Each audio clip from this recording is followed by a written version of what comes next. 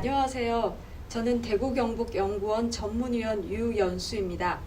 오늘 제가 발표할 주제는 대구광역시 장기 미집행공원 확보에 따른 공원 서비스 확대 방향입니다. 먼저 도시공원의 가치와 장기 미집행공원 현황에 대해서 한번 말씀을 드리겠습니다.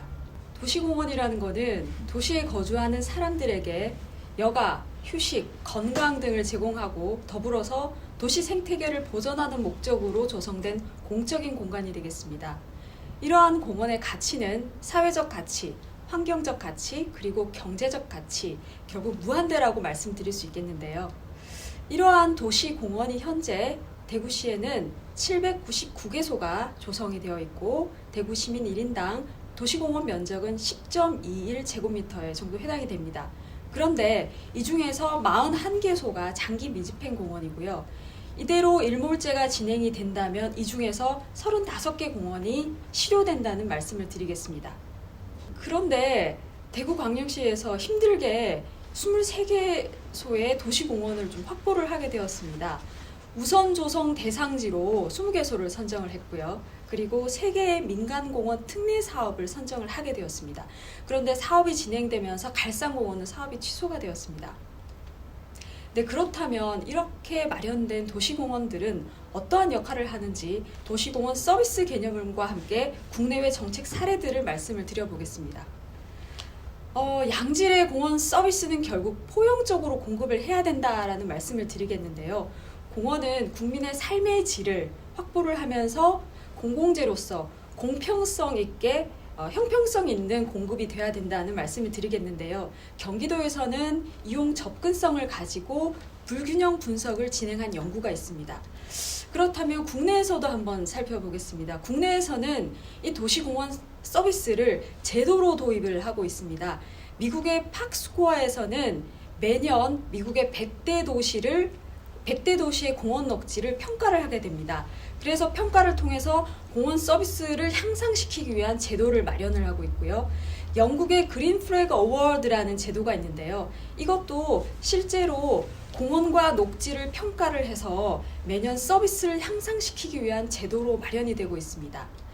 그래서 국내외 공원 서비스 정책들을 한번 잠깐 시사점을 말씀을 드려보겠는데요. 국내에서는 공원 서비스의 어떤 공원 지표 개발이 현재 진행 중이라는 말씀을 드리겠습니다. 그래서 그와 함께 이러한 서비스가 필요하다라는 인식은 점점 확대가 되고 있습니다.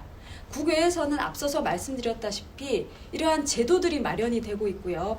각각의 평가 기준은 물론 다릅니다. 평가 기준은 다르지만 이것들이 중요하다라는 공감대는 확보가 되고 있고 향상을 위해서 노력을 하고 있습니다. 다음은 우리 대구시에서 확보한 23개 장기 미집행 공원들이 어떠한 공원 서비스 기능을 하고 있는지 한번 말씀을 드려보겠습니다.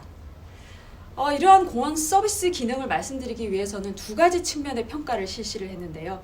먼저 생태 환경적인 측면과 사회 이용적인 측면 두 가지 측면에서 말씀을 드려보겠습니다.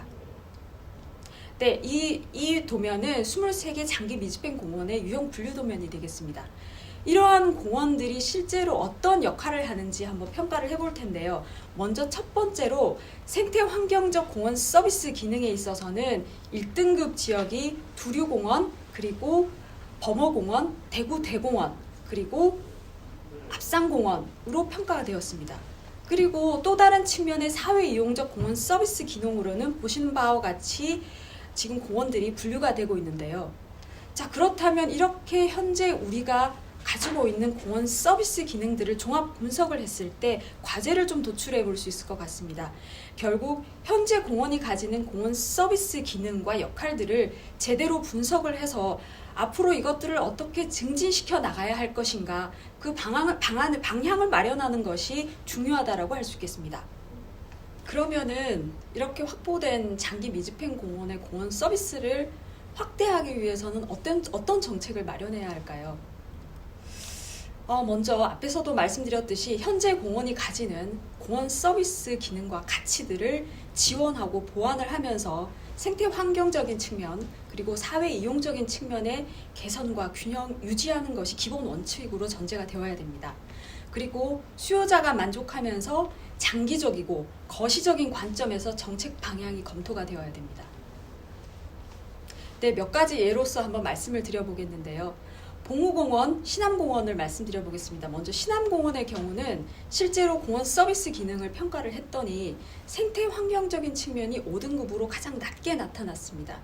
결국은 이곳은 식재 공간을 확보한다든지 투수성 물질을 더욱더 재료를 확보를 해서 단기적으로 생태 환경적인 공원 서비스 기능을 높여주어야 한다는 말씀을 드릴 수 있겠습니다.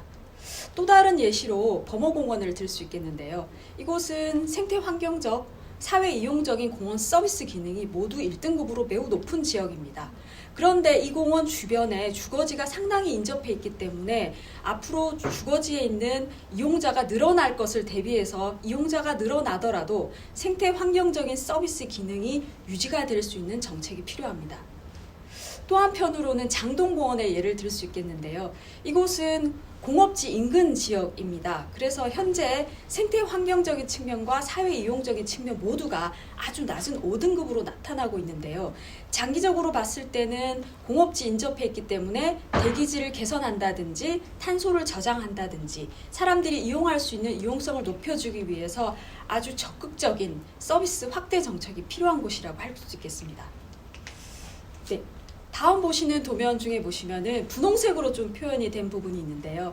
이곳은 공원 서비스가 소외되어 있는 지역이라고 말씀드릴 수 있겠습니다.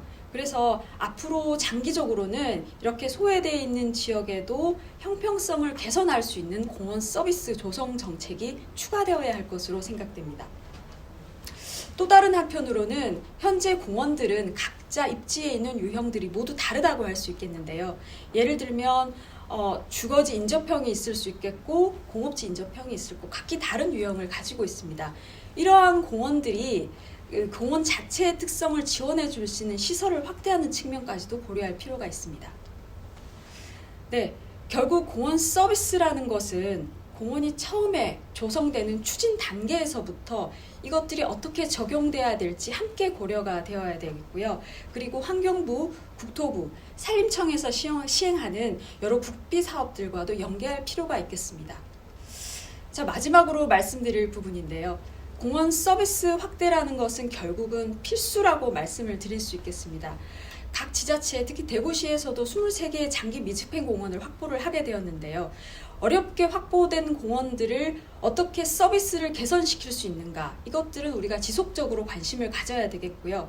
그리고 나아가서는 대구시 전체의 도시공원의 공원 서비스를 한번 점검해 보는 계기가 될 필요가 있다고 생각됩니다. 이상 발표를 마치겠습니다.